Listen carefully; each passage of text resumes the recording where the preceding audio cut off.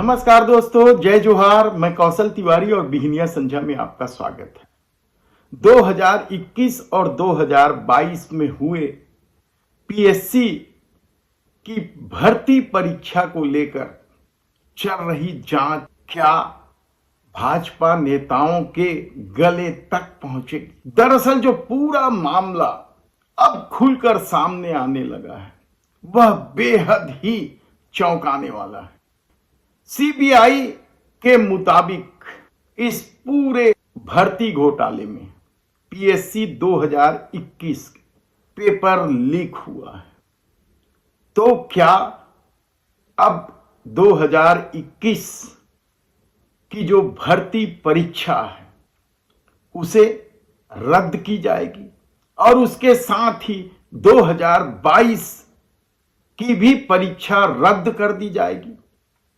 यह सवाल इसलिए उठ रहे हैं क्योंकि भारतीय जनता पार्टी के एक नेता उज्जवल ने बाकायदा मुख्यमंत्री विष्णुदेव साय को पत्र लिखकर यह मांग की है कि भूपेश सरकार के दौरान जितनी भी परीक्षाएं हुई है उन सभी परीक्षाओं का सीबीआई जांच कराई जाए। दरअसल सीबीआई जांच के बाद जो खुलासे हो रहे हैं वे बेहद ही चौंकाने वाले इसलिए हैं क्योंकि पेपर की छपाई कलकत्ता में हुई और कलकत्ता से प्रश्न पत्र जो आए वो सीधा परीक्षा नियंत्रक कवि के पास आए, या उन्होंने मंगा लिया कि जांच करेंगे ठीक से छपा है या नहीं।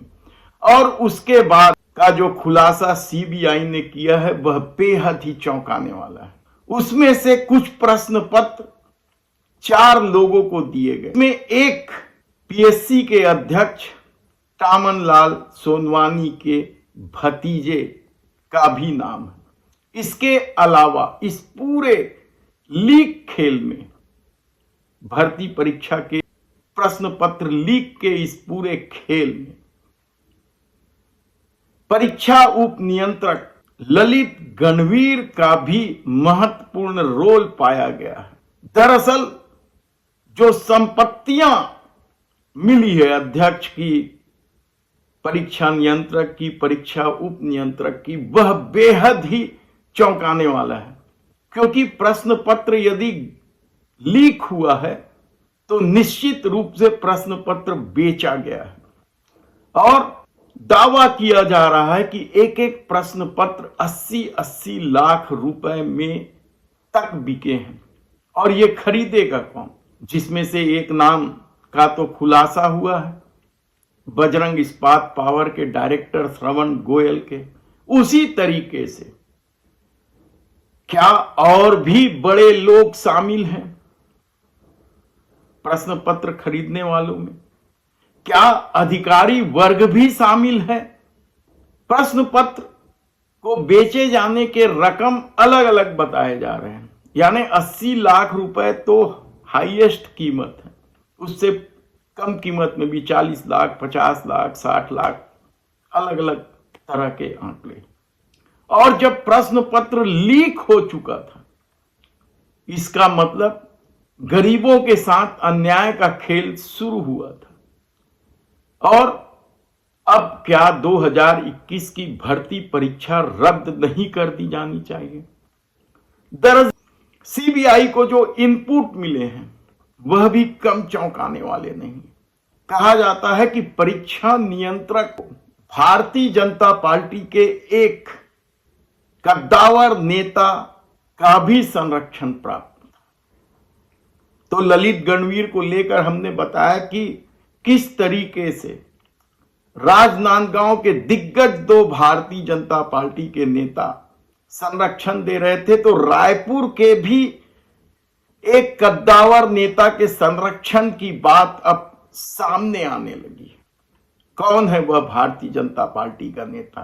क्या सीबीआई उस तक पहुंच पाएगी या फिर उससे पहले मामले की लीपापोती कर दी जाएगी? ऐसे कई सवाल इसलिए उठ रहे हैं क्योंकि अब जो स्थिति सामने आई है उससे स्पष्ट हो गया है कि पेपर लीक हुआ है। तब क्या जिन जिन लोगों ने पेपर खरीदे थे उन सभी के नाम उजागर होंगे? क्या राज्यपाल के जिस सचिव अमृत खलगो का नाम सामने आ रहा है, उनके बच्चों का सिलेक्शन हुआ है, क्या उन्होंने भी पेपर खरीदा था? क्योंकि पेपर यदि 40 लाख 50 लाख से लेकर 80 लाख रुपए तक बिक रहे हैं तो स्वाभाविक रूप से कोई गरीब वर्ग का लड़का तो खरीदेगा नहीं, प्रतिभावान लड़का तो खरीदेगा नहीं। जो भी पेपर खरीदेंगे वे सब बड़े लोग होंगे, अधिकारी वर्ग के या व्यापार जगत के बड़े लोग होंगे। और इस सब मामले में भारतीय जनता पार्टी के पूर्व गृह मंत्री ननकीराम कंवर तो कोर्ट तक जा पहुंचे थे, और एक और भारतीय जनता पार्टी के नेता उज्जवल तो भूपेश सरकार के दौरान हुए सभी भर्ती परीक्षाओं की सीबीआई जांच की मांग कर रहे हैं। तो क्या यदि 2021 में इन आरोपियों के रहते पीएससी की परीक्षा में गड़बड़ झाला हुआ है तो क्या 2022 की परीक्षा में नहीं हुआ होगा? तो क्या 2022 की परीक्षा भी रद्द कर दी जाएगी? ऐसे कितने ही सवाल हैं, लेकिन इन सवालों के बीच सत्ता और अधिकारियों के नेक्सस किस तरीके से काम करते हैं, किस तरीके से युवाओं के भविष्य को बर्बाद करते हैं, क्या आने वाले दिनों में इससे सरकार सबक लेगी और इन दोनों पीएससी की भर्ती परीक्षाओं को रद्द करेगी?